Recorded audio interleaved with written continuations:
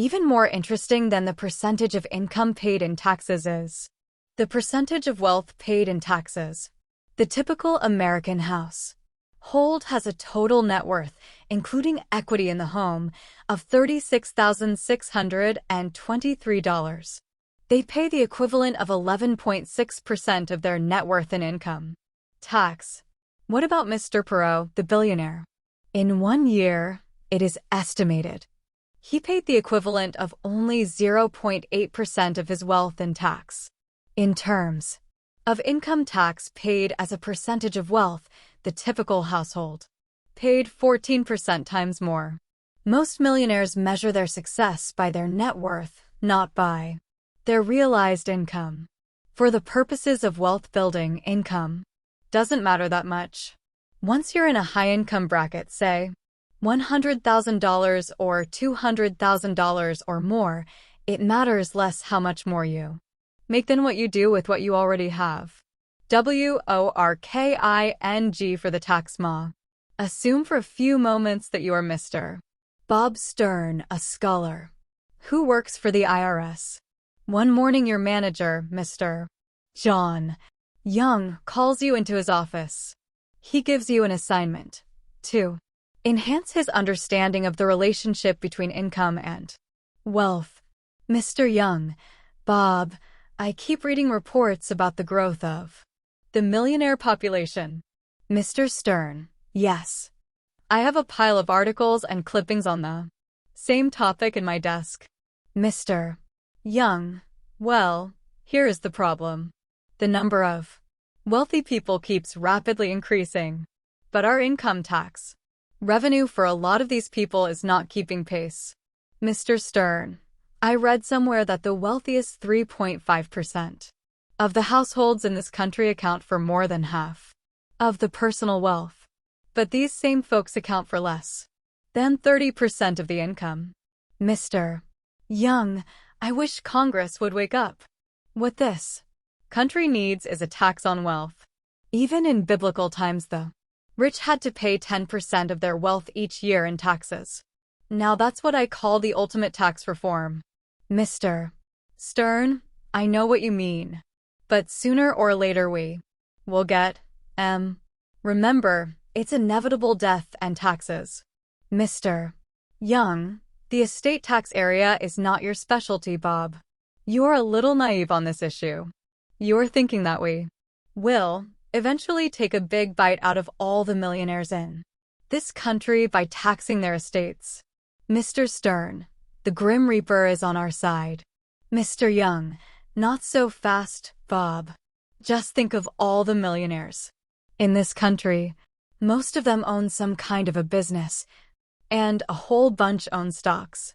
What do these folks do with their money? They sit on it, or they plow it back into business. They hold on to all those stocks that keep appraising. Mr. Stern: But what about the Grim Reaper? Mr. Young: Look at it this way, Bob. We have often looked at estate returns in the $1 million and above level. Last year, there were only about 25,000. But, Bob, at the same time, there were 3.5 million millionaires alive and kicking. That means that 0.7% were picked up by the Reaper. This number should be twice as high. But you know what a lot of millionaires do? Before the Reaper shows up, they transform themselves. It's like magic. Mr. Stern: How do they do it? They can't just vanish. Do they move offshore before the Reaper shows up? Mr. Young: Offshore is not a significant factor. But I would not be surprised if we found that half of the millionaires transform themselves into non-millionaires. BR. Mr. Stern: What do you mean by BR? Mr. Young: It's an insider term. BR means before the Reaper, or prior to death, as opposed to AR, or after the Reaper. Look at this case study. Here's a woman, Lucy L., who had $7 million just a year before she died. She lived on her pension money. Never in her life sold a share of stock out of her portfolio. Her wealth doubled in just the 6 years between her 70th and 76th birthdays. But what did we get out of it? In terms of income tax, nearly zip. She essentially had no realized income from her portfolio. I hate unrealized income. Mr. Stern, you're right. It is a clever enemy. But the Reaper, he got her, right? Death and taxes. Mr. Young, wrong, Bob. She died last year. And do you know what her net worth was at the time the Reaper finally showed Roop? Less than $200,000. No estate taxes. Another former millionaire moves on without leaving a taxable estate. Some days I wish I were in another line of work. The enemy is winning. Mr. Stern, but where did all her money go? Mr. Young, she gave it to her church, 2 colleges, and a dozen or more charitable organizations.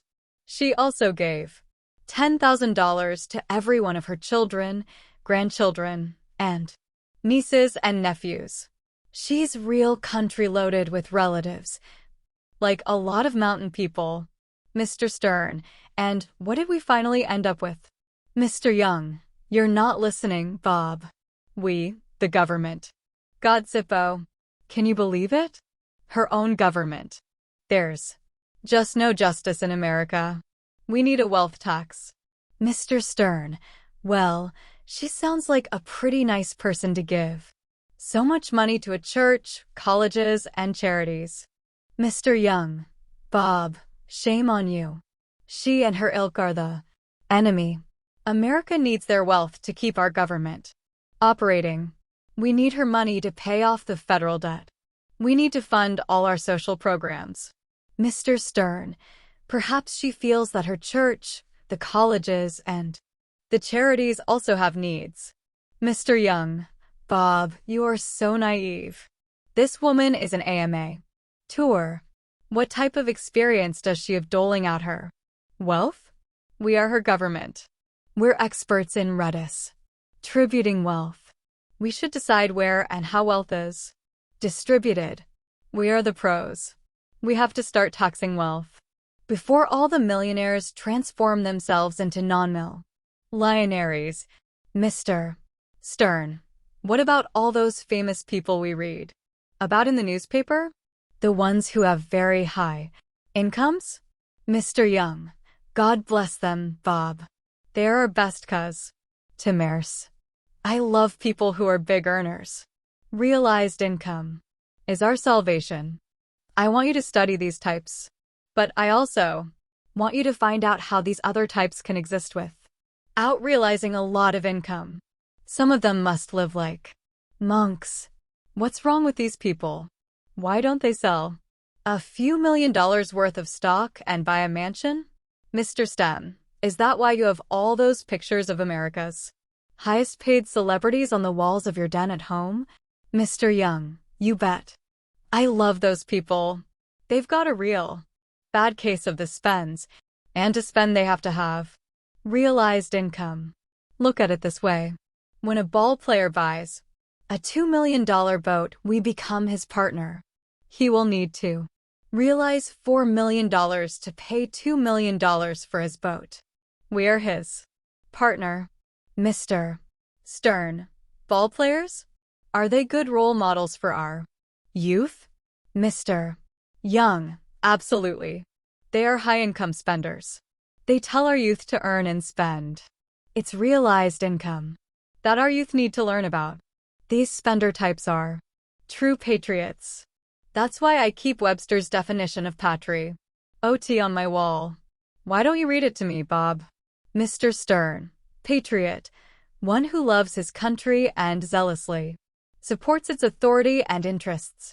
Mr. Young, yes, Bob zealously supports its authority and interests. You know, Bob, the real patriots out there are PLE who earn big incomes $100, $200,000 and $1 million or more a year and spend it all. Congress should mint a new medal for this type of patriotism, Bob. It would be called the Congressional Medal of Taxation and Consumption. And as long as these patriots keep training their kids to be medal winners, we are in good shape. Bob, do you think we should start sending out holiday greeting cards to all those companies that promote luxury cars, yachts, million-dollar homes, and expensive clothes and accessories? These people are really patriots in their own way. They encourage spending. They are keeping us in business. Well, Bob, it's getting late. You have your assignment. I want to know more about the medal winners. But I also want you to study the ways of those who don't spend their money.